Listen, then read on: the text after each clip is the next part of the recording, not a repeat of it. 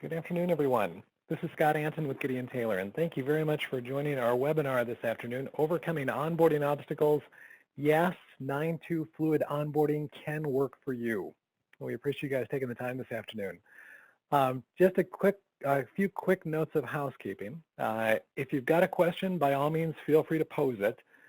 You can either enter it into the chat window or you can post a question via the Zoom tool. So either way, we'll keep an eye on those, and we're happy to take a break and respond to those as we go through the through the session as we've got time. We'll try to leave a little bit of time at the end also for some Q&A.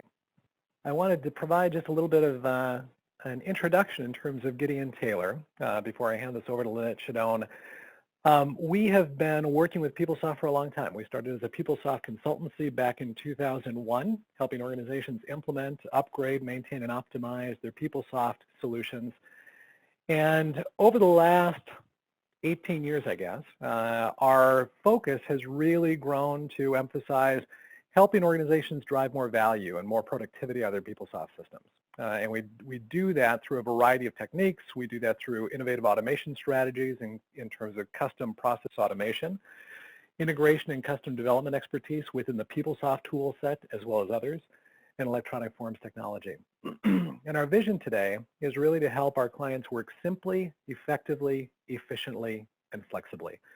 And those aren't always four words that come to mind when you think about how PeopleSoft is delivered. So there is a lot of stuff that you can do to make your PeopleSoft system easier, faster, more efficient, meeting more of your business operations and your business requirements than it does today. There are a couple of logos on this slide that I do want to point out. We are a longtime Oracle Gold partner, and we also have some certified Oracle solutions for PeopleSoft, namely our GTE Forms framework. We will touch a little bit on that today.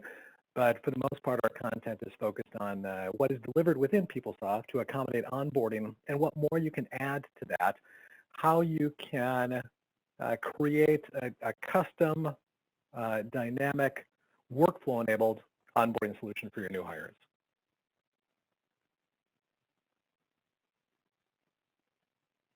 As I mentioned, Lynette will be talking a little bit about GTE Forms within the context of her presentation. This is just a kind of a cheat sheet in terms of what GTE Forms is. It is an Oracle validated bolt-on that lives within your PeopleSoft environment, allowing you to create your own custom workflow-enabled fluid self-service applications for PeopleSoft HCM, financials, and campus solutions. It is all People Tools based. It allows for configuration-based form creation and management, native real-time access to all of your PeopleSoft data, as well as being able to leverage your existing PeopleSoft workflow, security, and infrastructure. It provides unlimited flexibility in terms of how these self-service solutions look, how they present themselves, how they behave, and then also what happens to the data once it's been routed through the approval process. And finally, it is mobile, fully Fluid enabled. And from what we understand in the Oracle PeopleSoft ecosphere, we believe that it is the only tool that allows for organizations to build their own custom Fluid self-service applications without the need for Fluid development. So that's a little bit of quick background on GTE Forms. These are some of the organizations that we've worked with over the years, both in terms of eForms automation within their PeopleSoft environments, but also in terms of helping them automate and optimize PeopleSoft solutions, period, and just helping them get more value from their investment within PeopleSoft. So that being said, I'm going to go ahead and hand this over to Lynette. Lynette Shadone is one of our lead business analysts and solution architects on our staff. She's actually the one that created this presentation and delivered it at the Alliance conference, I believe, last year, although I'm losing track of time. So without further ado, Lynette, I'll go ahead and hand it over to you. Thank you. I think it was last March when we got to hang out in Disney World. Good morning, or I guess good afternoon. I think a reasonable number of you guys are either on Central Time or Eastern Time. As just a quick overview of what we're talking about today, and then we'll jump into the demo. We do have some video of a sample onboarding process that we built out as a prototype for one of our clients. So we'll take a look at a lot of hands-on stuff and try to not bore you with too many words on slides. But just as an overview, we're going to go through onboarding and some of the hurdles that this particular client was facing that they were trying to solve problems for. And when we talk about onboarding, there are multiple stages in that we'll cover. There's preboarding, which is probably one of the trickiest to get people into it. There's the administrative processing around the onboarding, the actual onboarding of the employee themselves, and then some steps that someone might need to complete as part of the new hire process. We'll briefly touch on some admin tools that we've also used from delivered PeopleSoft functionality, and then save some time for Q&A. But like Scott said, if you guys have any questions along the way, feel free to post them or raise your hand, and Scott will help me make sure that I'm paying attention, and we'll get those answered as we go through. So to get started, we're going to just look at, a sample onboarding process, something super basic, super easy, which never ends up being the case as you dig into requirements of business processes. So this particular client, they started by saying, hey, I need an onboarding process. Super simple. And we only need the employee to complete 4 forms. This shouldn't take hardly any effort to implement. And most of you have probably seen this slide before because we use it often when we're talking about business processes, because it always ends up playing out this way. It starts being that super basic 4 forms, but then there's all these bubbles that come to mind as people think through it. So, well, there is these 4 steps, but we also have a video and we want them to watch that. There's this other one, external link. They need to go out and then agree that they've completed that link. Oh, there's some department-specific steps that need to conditionally show different instructions depending on the department the person's getting added to. The new employee needs to start this onboarding or pre-boarding process before they have a user ID or before we've collected information about them. We need to have the direct deposit and the W-4 filled out by the employee, but we can't store that data into the PeopleSoft fields and the main component until after their job data has been added. HR shouldn't get the hire form until the I-9 has been completed. So the hire form should start its routing, and then just stop and wait until the person being onboarded has completed that I-9 process. Branding, of course, is always important, making it look like your website and having it be a good welcome to the employee. And then there's this admin reporting side of things, in that, all of this onboarding is great, but someone has to be in charge of looking over to make sure employees are completing the onboarding process and has a window into that so they can assist if things are getting stuck along the way. So very quickly, our basic requirements for the form turned into something just 4 forms into this when we map it out. And I actually suspect for a lot of you the onboarding process would end up looking even more complicated than this particular diagram. We're going to step through each of these individual flow items as we go through this. So if you can't see it in all the detail, I know some of the font is small, we will be zooming in and talking through each one of them, but it's always surprising how quick a very basic process can turn into something this large and involved.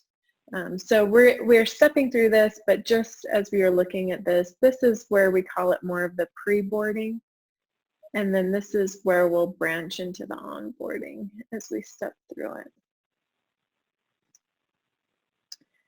So again, there's pre-boarding before you actually have the employee's information, like their social security number, their date of birth, and some other personal information. So this is before you've been able to do a search match to know if they're a rehire, if they already have an EmplId in your system. There's onboarding, which happens after you get them their credentials, they're logged into the system. New hire happens after their first day. when you might have some more forms, and then the administrative processing that continues all along the way. So to dig into the pre-boarding first, this is that chart that was over on the left-hand side. And this is just the sample of how this particular client, how they onboarded people and the steps that they had to go through along the way. It always ends up being a little bit different, and everyone is a little bit unique in how they handle this. But to start for this client, they have an applicant tracking system that exists outside of PeopleSoft. They go in and they mark someone as hired within that applicant tracking system, and marking them as hired there triggers a number of things that are already implemented and moving. And so we created 2 ways to get into the onboarding process. The first is once the applicant is set to hired, then we do a twice daily load into a PeopleSoft staging table of all the applicants that are hired, so that a process can run and start generating the onboarding instances for each of these employees. While most everyone comes through the applicant tracking system, they do have, of course, these one-offs that, you know, the special cases. So there is also a manual launch form where the person, if they're not coming through people admin, an administrative employee in HR can go in and enter some basic information about that hire and manually launch it as well if it doesn't come in through the applicant tracking system. So this brings us to our very first problem. And that's kind of how this presentation is laid out. As every step we tackled along the way when we were talking through their business process with them, there were all these problems that would come up. So this one's the continuity problem. So there is the decision to hire in an applicant tracking system that's not PeopleSoft. The applicants have entered a lot of information into this applicant tracking system. They've integrated it with their PeopleSoft system, so they already know what the job code is that they're hiring people into, who the hiring manager is, and all this information. And previous to this, that data is just getting lost. So it's not getting integrated into the process, and someone has to go in and re-enter it. Oftentimes, the employee has to do a lot of re-entry, which can be frustrating for them because they're thinking, I just filled all of this out when I did my resume. Why are you asking this again? And so for the solution to this continuity problem, we implemented a number of things to help it smoothly flow from where the applicant is coming from the tracking system and easily get into their PeopleSoft system where it feels almost seamless to them. So the solution was to create an integration from the applicant tracking system to PeopleSoft, load all of the data from the applicant tracking system into a staging table, and then we created an authentication token. For those of you that are GT clients, this is something that is being added to the framework in our next release. So you can utilize that even outside of a GTE form context. But that's used to identify the specific transaction. And then we added code to launch a new activity guide instance once the applicant data comes into the staging table. And when the instance is generated, then we send an email to the applicant with the embedded authentication token. So it's just a unique combination of numbers and letters that when they click on that, it feeds into the PeopleSoft system, identifying them as that unique person that received that email. So now the employee has their email. They have the link that uniquely identifies them. And we need to collect some additional personal data from them. Pulling in what they have in the applicant tracking system and correcting it. Of course, now we hit another problem, the chicken and the egg problem. So the candidate, they really need to have an EmplId and they need to have a UserId to use the onboarding system. You don't want to allow them to go in and do a bunch of onboarding and you're getting duplicate IDs because those always cause a lot of problems in PeopleSoft to try to fix them. So the first thing you need to do is gather some basic information to do a search match. You need the social security number, their date of birth, maybe some other personal data from them. So at this point, when the new employee clicks on this link, it's going to authenticate them into the system, either using a guest login or a public portal. You can implement it either way. The authentication token will pull through the applicant data, so it's preloaded into the form. And then the employee has a chance to enter their personal data, including the birth date and the social security number. And at that point, we can implement an automated search match. So once we have that information, we can seamlessly say, oh, you already have a login, and then we just log them into the existing login that they have. Or we can create a new user ID on the fly so they can then continue forward with an official user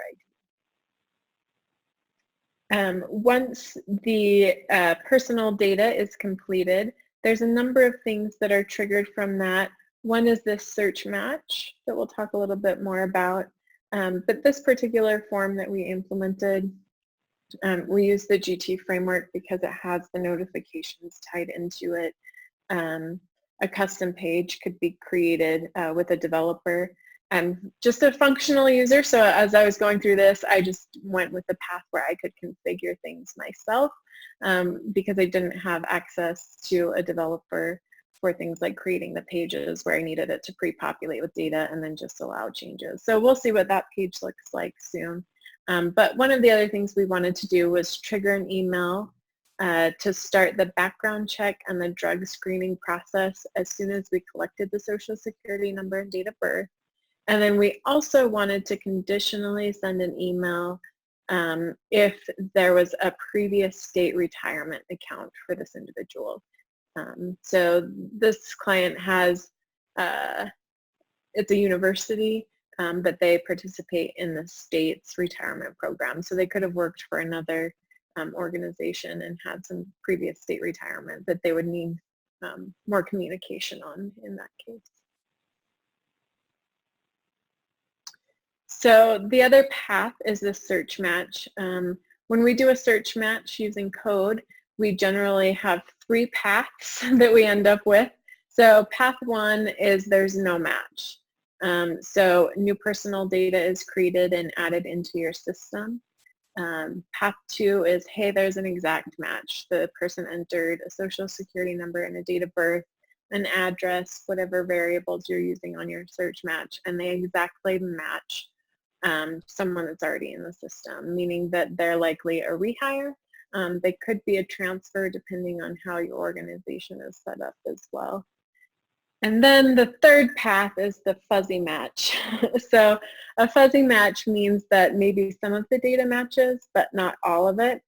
And so we can't systematically decide. So we implemented a path where it would route to an admin in those cases so they could review the fuzzy match and they could select, oh yes, it really is this exact same user ID, or they could say no, create a new EmplId and then move forward from there. This gate that we have is just representing for the user. You'll see, and as soon as they have an EmplId assigned to them and user profile, and we've identified that, then the gate will open and they can move forward. If it was a fuzzy match and it's routed for someone to review it, then the new employee will receive a message on the screen that says, your data is being reviewed. We'll let you know as soon as that's resolved. And then they would get another email where they can click into the system and keep continuing forward. And we will show you that as well. So a little bit more on the chicken and the egg problem about the solution. So the authentication token, it links the applicant data and it links it up to the data, the EmplId and the user ID that we've generated so far in this process. So you can always have a mapping back to the actual hire within your applicant tracking system. And from the employee's perspective, although we've talked through a lot of technical complexity and how we're trying to make this really smooth, from the employee's perspective, it ends up making them feel as though they're all within one system and it's not a start and stop or clicking around to different areas. They're really seeing it as one continuous flow in this process. So we're going to take a look at a video here. Get it started. So just as a review of where we're at, the hiring manager sets the applicant status to ready for hire.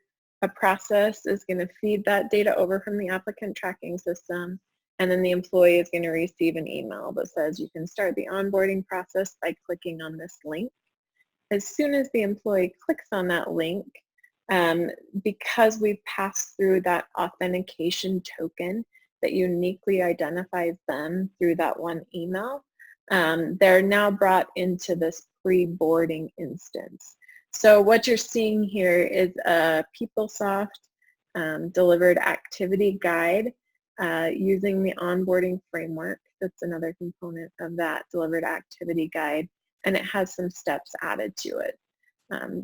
We're not using any of the delivered steps that show up as a sample within the onboarding activity guide yet, but we will. Some people I know would prefer, after the authentication token is fed through, that there's a screen where a little bit of additional information has to be entered from the employee, so that it's like an extra check. But for this implementation, the authentication token takes you right in and logs you into the system. At this point, there's still a guest within the system.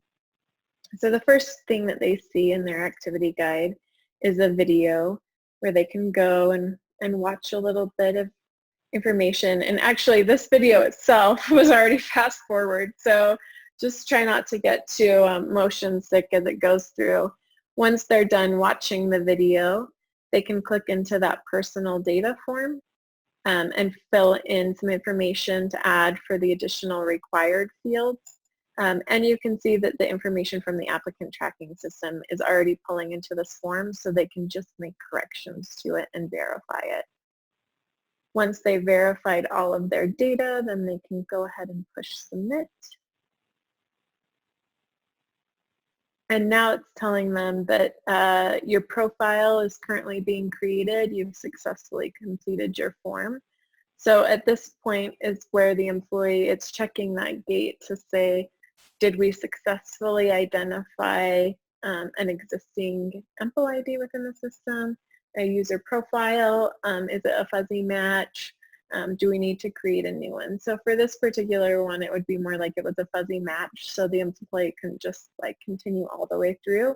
They're getting the message that they'll get an email because it was, you know, kind of a fuzzy match for them. So if they try to continue forward, there's dependencies within the system, so you have to complete each step before you can continue forward. And then the employee will get another email once the fuzzy match is resolved saying your profile has now been created. You can go ahead and continue with the onboarding process, and that link will take the employee right back in when they click on it into their onboarding and at that particular step. This client uses Duo, so the employee actually has to go in and set up their Duo account for the authentication purposes. And we also have provided the EmplId here so that the employee can reference this and save it if they need to. So whether it's a new EmplId or we're just letting them know what their existing EmplId is, that's available. And now they can go ahead and move on to the next step, because you can see along the way here, as we've finished things, you get a check mark to say it's finished. The video, you can see it was started but not completed. In the setup for the activity guide, you can control whether it's an optional step or if it's required. Those that are required have to have this checkbox before you can move forward. And now they get to the secure login, where they're getting some information about how they go about creating their Duo account. We don't have video of the Duo login system, since that's an outside system that they get linked to. So the employee clicks on the login to system link, and then that's when they'll be taken out to the Duo with a pop-up window. They're taken out to Duo, they complete the information. And then once the Duo is completed, it's communicating back to PeopleSoft in order to say, hey, this is all the way done, and now you can proceed forward. Hey, Lynette, we've got a couple of questions. Okay. One is, with regards to what you're talking about right now, a question was posed, is this for customers without the PeopleSoft Talent Acquisition Manager? Do you want to speak to that for a sec? Sure, yes, you can use it without talent acquisition. Or with? Or with, yes, either one, yep.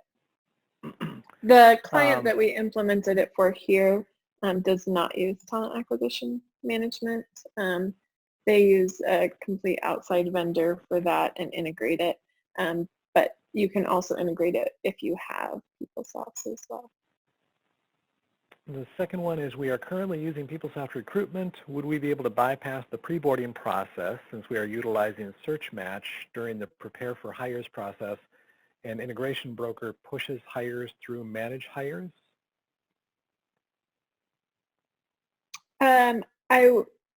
I would guess so. As long as, yeah, if you're collecting information like the social security number and the date of birth piece of that already, and then you're already authenticating them with their official user ID, then you could just start your onboarding process at that point, which is where we're digging into now. So yeah, if you already have people with access into your PeopleSoft system, you wouldn't need to tackle that part of it. And then one final question here. One of our audience members has installed Tools 857 and onboarding is not working. It says template needs to be configured. Would you know anything about that?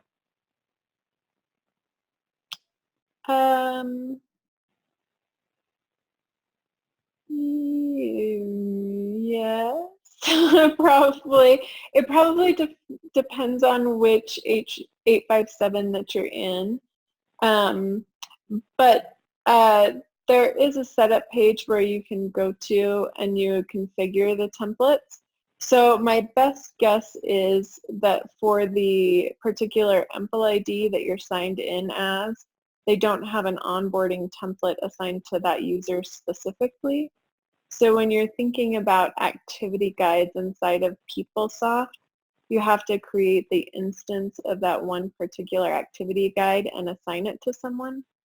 When you assign the instance of the activity guide, that's where it would assign which template you're using. So you might have some various templates that get assigned. Even in this demo, we have a template for preboarding and one for onboarding, but you might have one for different types of employees. Part-time employees might get a different template than full-time. So if you're using demo data, which I'm not sure if you are or not, but in a demo data environment, there's a handful of employees that have already been assigned activity guide for the onboarding feature.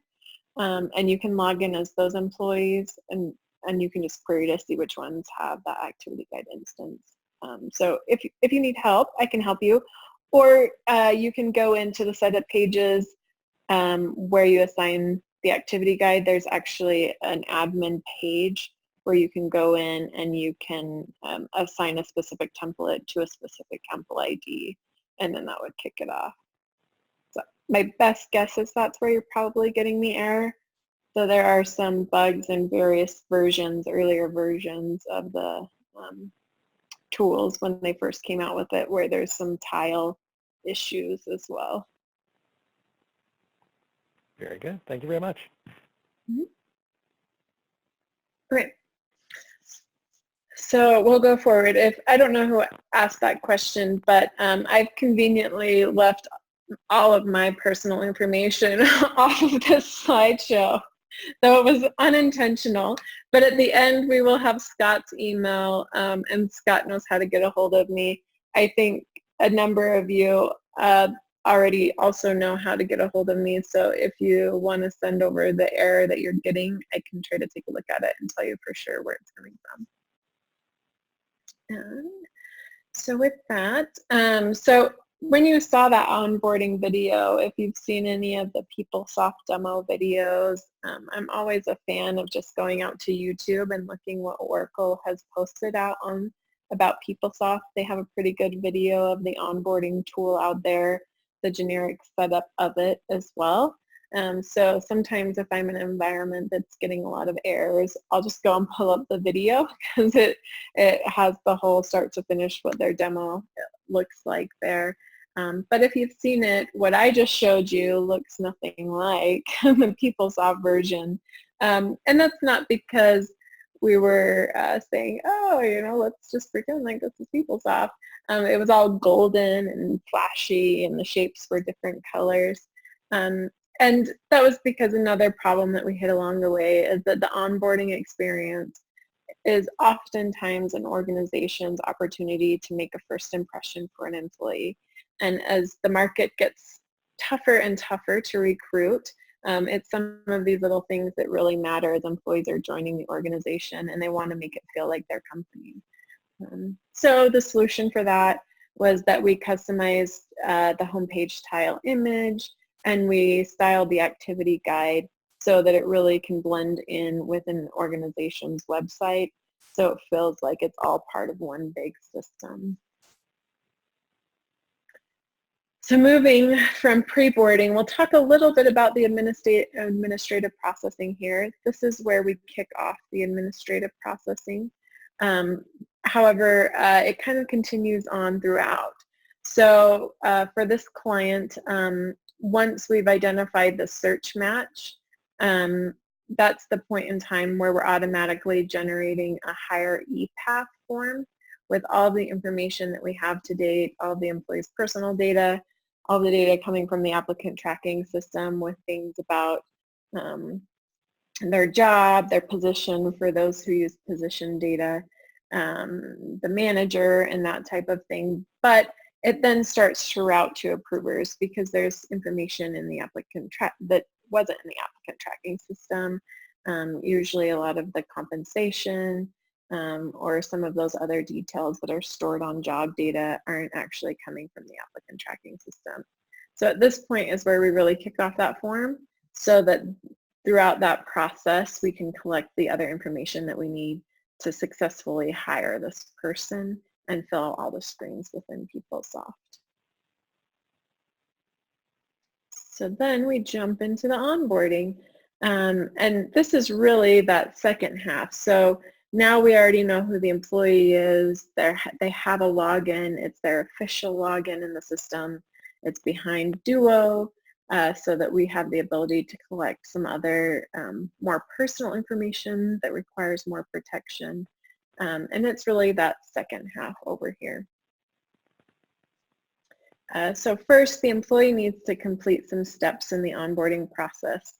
Again, we started with 4 steps.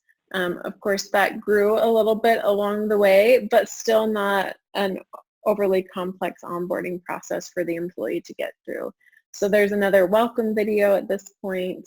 We're going to collect their emergency contact information, fill out section 1 of the I-9, get their direct deposit information, their W-4. The IPA is intellectual property agreement is what IPA stands for. And there's a link where they use an outside system and they have to go in and enter their information into that. And then there's a conditional section based on the department that they've been assigned. So this is where we hit the cart before the horse problem. So oftentimes today in the onboarding process, employees are completing the I-9 before their first day of work, the section 1. But they can't access until they get hired in job data. So getting them early access into that I-9 and then getting it routed over to HR and holding the form there. So what we did here is the delivered template has, I'm not sure actually why the delivered template came this way, because usually when you're thinking onboarding, the person's job data isn't entered yet because you're still collecting information. But the delivered onboarding template, one of the keys for it is EmplRecord. So you can clone that custom category that they've already built and delivered for you to get started.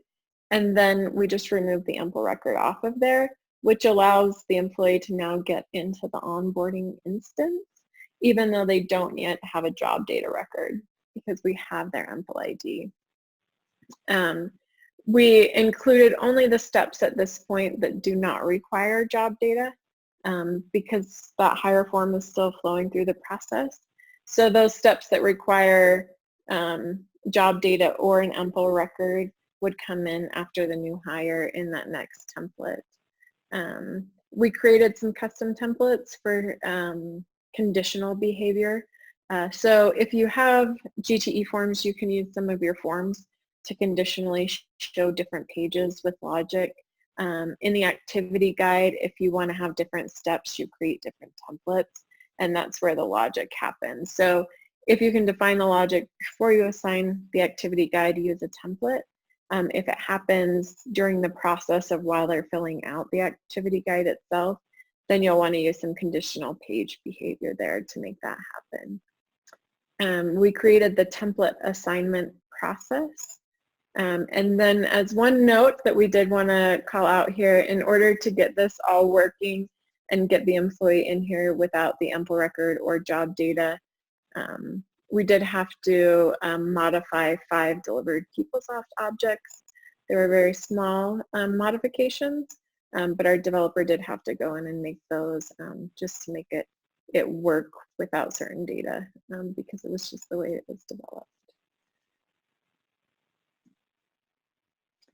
So now we're coming back to where we left off at. If you'll remember, this is our pre-boarding activity guide, just pointing out the styling here, the gold bar, the blue. Usually this is all white and it's just some lines, and so the font's different. There's these shapes that make my head want to twist sideways because the points are, they hurt my head. I'll just leave it at that. But there is some styling on there, and again, if you go out and look at PeopleSoft's YouTube videos, you can see what the delivered looks like. But we left off at the new hire, getting ready to click this button that says Proceed to Onboarding. So what happens when they click the Proceed to Onboarding button is it then takes them into a second activity guide, where we know now here's their name, their EmplId, their user profile. And now they're going to go through another set of steps that they need to complete. So we have the campus tour at this point. We have the new employee forms. You can create these folders that collapse down. So we've linked to the delivered emergency contact. We have the I-9, a direct deposit form, which we'll talk a little bit more about that. This is a GTE form, which is how we can get them into the direct deposit and have them enter their W-4 information now without that EmplRecord, because we're just going to add it in later when we update the actual system. So this is the IPA where they've clicked out and they've finished this up. And they get a unique message. Oh, they're going to have to say they completed it. Go to next, and this is where the unique department message comes from, information about parking permits or things like that. And I skipped forward just a little bit here to show you without going through all the steps. There is a really great summary page. So as you configure your steps, you can say if there's a particular due date attached to something, and the employee can always come here and see how many steps there are that they have to complete, any steps that have a due date, and if they've completed it or not. So you can see a lot of these are just marked as we only visited them. This one we actually completed. And then you can control whether or not people can manually mark a step complete. So if it's something they just need to read, they could just come in here and say, oh, mark it complete, I did that, I read it. So like the campus tour, if they say, yep, I took it, you can choose to let them click that button.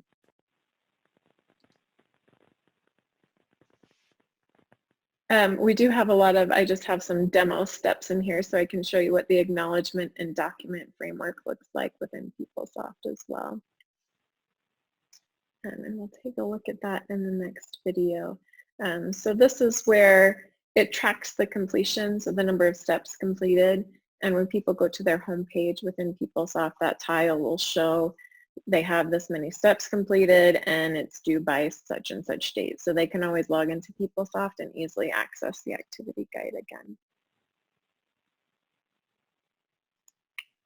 So the other part just, oh yeah. Hey, we've got a couple more questions that came in. One, are these GTE forms the PeopleSoft onboarding template forms that should be customized for our environment? I'm not sure if I understand what the question is. These are, I can go ahead and respond, and then if you want to add anything to that, Lynette. So these are e-forms that were designed specifically for this particular client. E-forms can be reused by any client who licenses the software, and the software itself, the GTE Forms framework, can be used to create any kind of e-form that you might need to automate a business process. Lynette, is there anything that you'd like to add to continue on that? No, I don't think I have anything. Any of the forms that I used in this process were really, the majority of them were all configuration based, and the component interface does update at the end of those forms. So there are some good templates to get started on those forms, things like the W-4, the direct deposit, if you choose to use a form instead of, say, like the delivered pages, which there are reasons for sure that people choose to do that.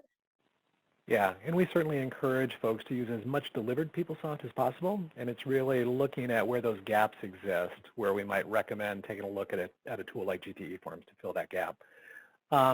Another question, has this client or other clients been affected by the new tax withholding in their onboarding process? The new W-4 is like a swear word in my brain right now. We're migrating the new W-4 for one client tomorrow at noon.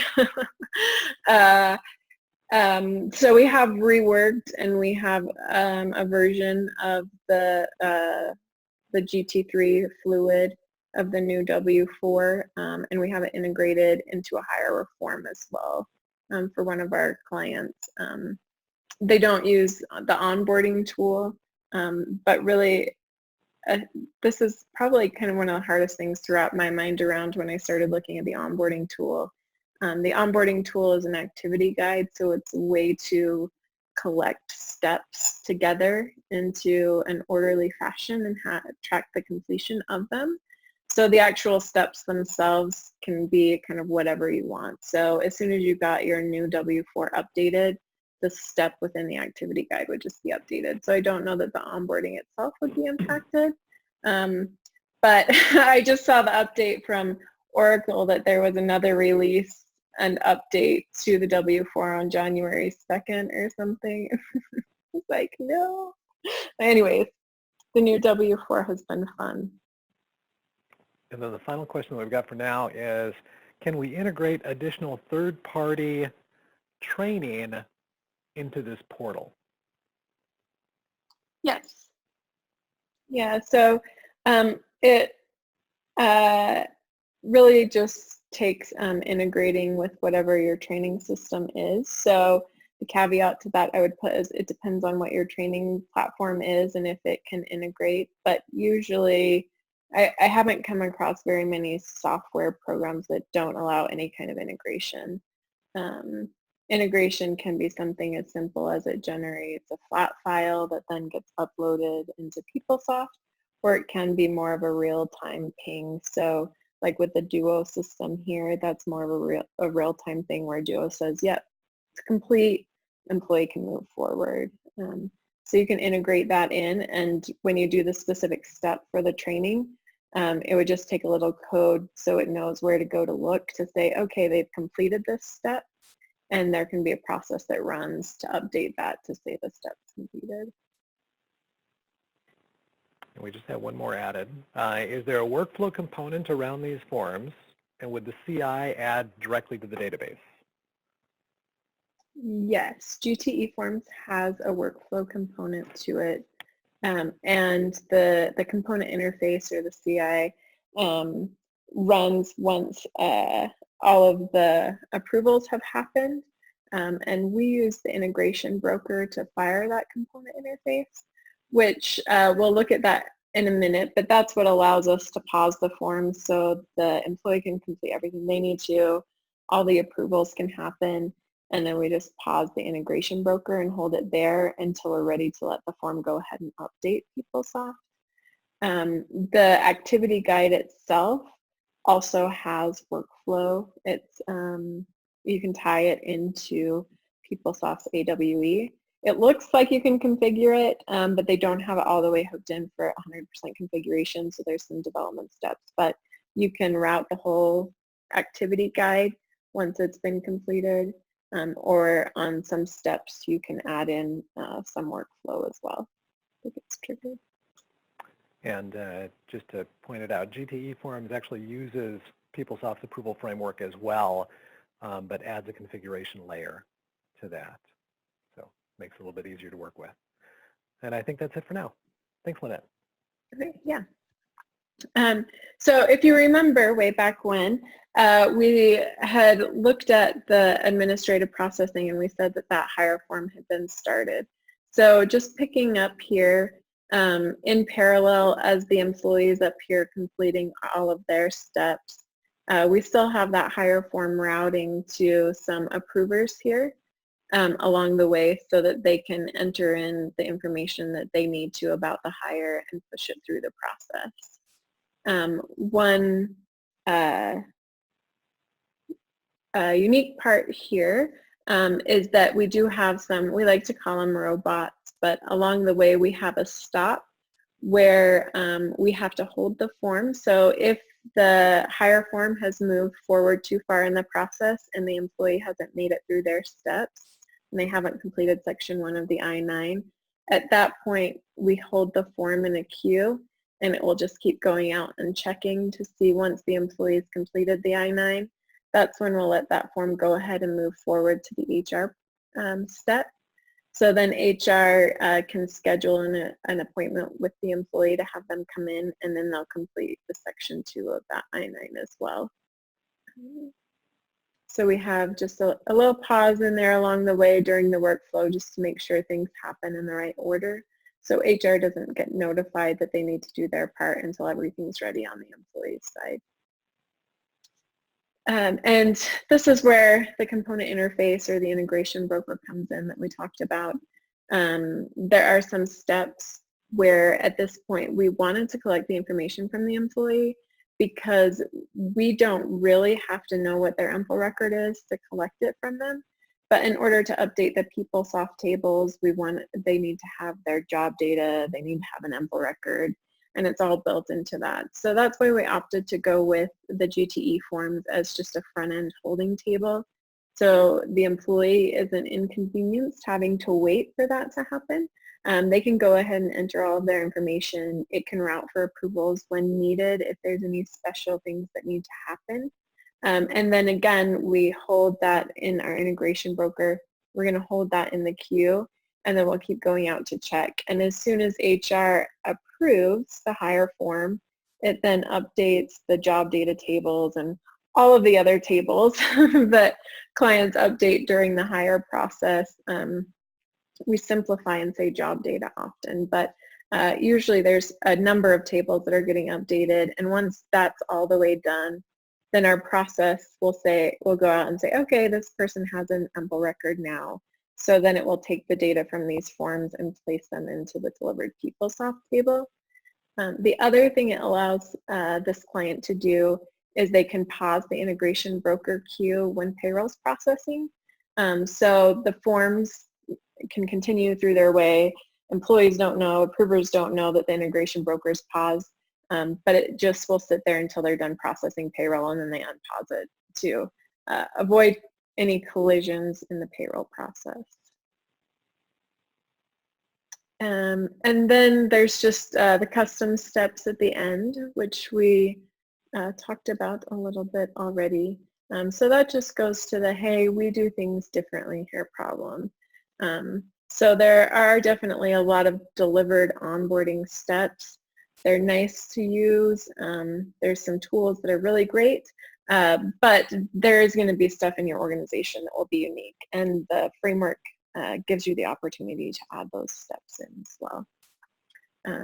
So in looking at how we handled that, we added custom steps to the category template. We used the document framework and the acknowledgement framework and the questionnaire framework, which are all tools within PeopleSoft that you can use to build out and make things that are unique. You can create custom Fluid pages. You can add technical speckle to make things work in the activity guide, and then the queue that can be paused. And of course, you can also use GTE Forms to configure some quick Fluid pages to add in along the way. I'm going to talk through this last part pretty quick because I just noticed what time it is and I just keep talking and talking. So I promised to give some Q&A at the end, but this last part, I just wanted to show a quick demo of what some of those frameworks look like. So the acknowledgement framework, it's really basic, it's easy to use. Inside of PeopleSoft, you can go in and add some words along the way. There is a way you can insert some dynamic text in there as well. And then the user will check a box that says, I agree to the terms and conditions. When they push save, and then it just does a date and time stamp to show that the person acknowledged it. There's a second acknowledgement option. So the person can read the text that you configure. When they push save, they then have to authenticate into the system again. So if there was something that was a little more complex there that you wanted to force them to agree to, I'm sorry, I clicked right in the wrong spot there. So we'll get another quick view of this. And then the document framework is also helpful for some of those forms where you just need people to read stuff and acknowledge that they've read it. There's 3 different ways you can add a document in. So there's the no action document, there's the acknowledge document, and the upload document. So when they have to just download it, you see the green check appears as soon as they download the document. On the acknowledge, they have to download it, and then it tells them you have to acknowledge it.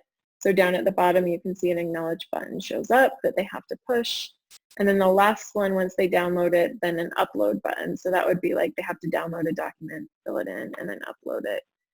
And you can add those into separate groupings along the way and have multiple steps with different documents with upload, download, attachments, and those kinds of things. So the attachment piece itself is not very configurable, and you can't add multiple steps in there very easily. So that's one place where I think some enhancements will be coming in the future. So from onboarding to new hire, the good news is that we're not going to run through all of those steps and show you what that template would look like, but it would be another unique onboarding template. And it would be more of the same. There would be more forms, another round of the hurdles that we've already discussed, and it would be a whole nother process diagram of what needs to happen after the employee's at work for their first day. Or another common one I hear is after 30 days, maybe they have another few steps that you want them to complete. So that's it, our work's done. Just joking. The one last thing is no man is an island problem. So there's an administrative aspect of these onboarding tools where people need to go in and see where things are for their department. So the solution that we used for that is using PeopleSoft's pivot grids with dynamic drillable reports, making use of the AWE, the approval framework engine within PeopleSoft, their workflow for reminders and things like that. The GTE Forms admin tool adds some extra power and some audit tracking in terms of what you can do and the actions that you can take on a particular step. The reminder tool can send out reminders to employees and managers. And then the process where you can create the manual path as well. So I think I still finished with 5 minutes left for more questions. And here is the most important part, Scott's email that I promised to you. Mine is Lynette at Gideon Taylor, which would be Lynette. So Scott, is there anything that I missed that you wanted to add, or do we have any more questions in the queue? Well, hang on a sec. It looks like we have a hand raised. If I can figure out, there we go. Therese, you've got a question? I just unmuted your microphone if you wanted to ask. Or maybe there's a hand raised by accident. It says talking is permitted on my side, but it looks like her mic is still muted. Hello. There we go. We can hear you now. Actually, this is Welcome. Thank you. This is Sherelle. I wanted to find out for all of those acknowledgement forms, would HR have maybe like a dashboard or some reporting tool that they can identify which employees that were onboarded that would have completed that, like the status of completion for those acknowledgements, the forms, and yeah, I know that. So if you use the GTE Form framework, we do have some analytics dashboards that are already created, so you can go and use those to get a look into that. For the PeopleSoft delivered acknowledgements and steps within the activity guide, they don't yet have an administrative dashboard already built out that you could just go and look at it. But the really good news is that the data is stored within the database, and they've delivered tools that you can use to make those kinds of dashboards. So you can query the information and see that, and you can use things like pivot grids to make it a little more interactive and pretty with charts and things like that to get to the data. Does anybody else have any questions?